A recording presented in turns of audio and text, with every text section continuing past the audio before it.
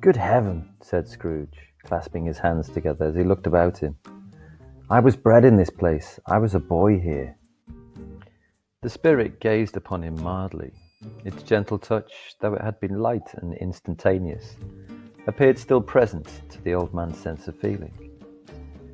He was conscious of 1,000 odours floating in the air, each one connected with 1,000 thoughts and hopes and joys and cares long, long forgotten.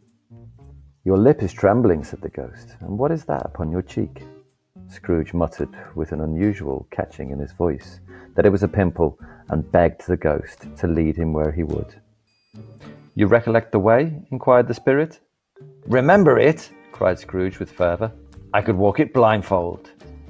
Strange to have forgotten it for so many years, observed the ghost. Let us go on.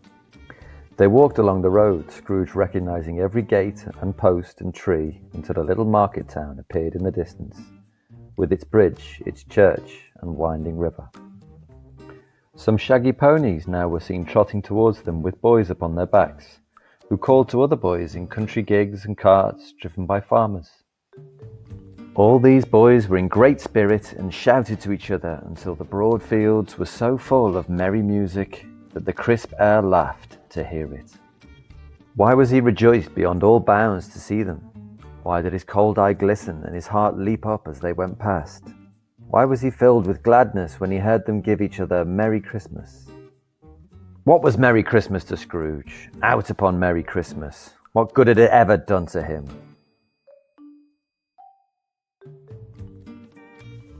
Why is it important to remember past events in our lives? Why do happy memories sometimes make people sad? Why do you think we are able to remember some events from the past so clearly? And why do you think some events are more difficult to remember? If you could revisit a time from your past, what would it be?